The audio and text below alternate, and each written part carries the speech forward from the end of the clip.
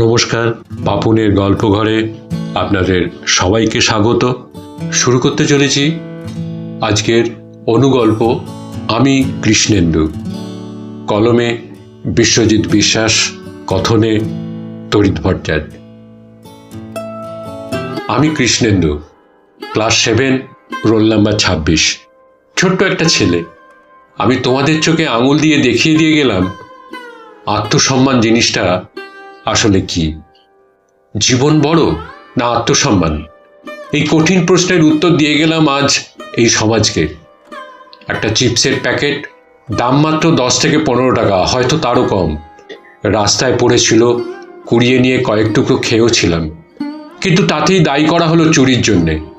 একজন সিভিক কর্মী, যার কাজ জনসাধারণের সেবা করা, সেই দিল সেই অপবাদ।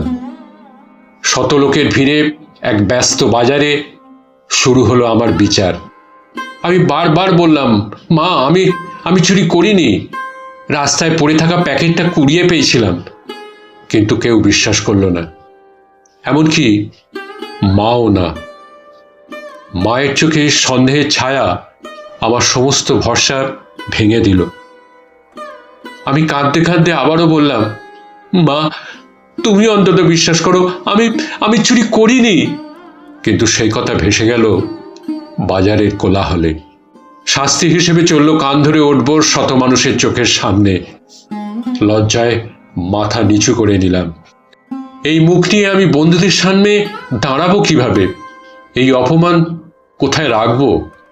গ্রামের চাষি বাড়ি, চাষের কাজে ব্যবহার হয় এমন কীটনাশক সব বাড়িতেই থাকে। অভিমানে, অপমানে, আত্মসম্মান রক্ষায় সেই বিষই একমাত্র পথ হয়ে উঠল আমাকে প্রমাণ করার, মুক্তি পাওয়ার, অপবাদ ঘোচানোর। একটা ছোট্ট অপবাদ মুছে ফেলতে আমি প্রাণটাই দিয়ে দিলাম। মা, এবার তো তোমাদের বিশ্বাস হবে আমি সত্যিই চুরি করিনি। একটা ক্লাস 7-এর ছেলে আমি, চোখে আঙুল দিয়ে দেখিয়ে দিয়ে গেলাম তোমাদের সমাজ আজ কতটা পচে গেছে। যে দেশের নেতারা কোটি কোটি টাকা দুর্নীতি করেও পায় ফুলের তোড়া, সেখানে আমি একটা নিষ্পাপ শিশু হারিয়ে গেলাম শুধুমাত্র একটা চিপসের প্যাকেটের জন্যে। এই সমাজ, এই আমলা, এই নেতারা যদি আজ অন্তত আমার থেকে এইটুকু শিক্ষা নিত, জানতো যে আত্মসম্মান কাকে বলে। জীবন হয়তো অনেক বড়, কিন্তু আত্মসম্মান, সেই তো মানুষের আসল সত্তা। আত্মসম্মান হারিয়ে গেলে মানুষ শুধু বেঁচে থাকে, বাঁচে না। মা, তুমি বিশ্বাস করো, তোমায় আর কেউ বলবে না চোরের মা। আমি প্রমাণ করে দিয়ে গেলাম যে আমি সত্যিই চুরি করিনি। তোমরা কেঁদো না মা, এই জীবনটুকু ছাড়া আর কিছু দিয়ে প্রমাণ করার উপায় যে ছিল না আমার কাছে। মা, তুমি কেঁদো না মা, প্লিজ কেঁদো না। বাড়ির বারান্দার এক কোণে রাখা লাল রঙের সাইকেলটায় টানা 9 দিন কেউ হাত দেয়নি। 18ই মে ওই সাইকেলে চেপেই চিপস কিনতে গিয়েছিল ছেলেটা। তার পরের ঘটনা টানা কদিন শিরোনামে থেকেছে। এত কিছু বোঝে না মায়ের মন। তিনি শুধু জানেন সবসময় হাসি খুশি থাকা ছেলেটা আর নেই। অথচ ওর বই খাতা, সাইকেল, জুতো সব রয়েছে নিজের জায়গায়। 8 পৌরে ভাড়া বাড়িটার 3 দিকে দরজা, ছোট 2টি ঘরে পাতা সংসার, যে সংসারে এখন শুধুই শূন্যতা। যে রুমে থাকতো ছেলেটা, সেখানে এখনো ভাষাপাঠ, সাহিত্য বিচিত্রা, স্বাস্থ্য ও শারীর শিক্ষার বইগুলি রয়েছে, কিছু গুছিয়ে রাখা, কোনোটা খোলা।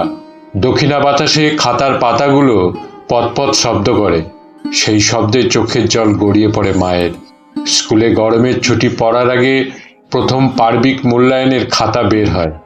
বইয়ের সঙ্গে রয়েছে পরীক্ষার খাতাগুলো। অঙ্কে ফুল মার্কস, 30-এ 30 পেয়েছে সে। ইতিহাসে পেয়েছে 30-এর মধ্যে 28.5, বাংলায় 29। খাতা হাতে ডুকরে কেঁদে উঠলেন মা।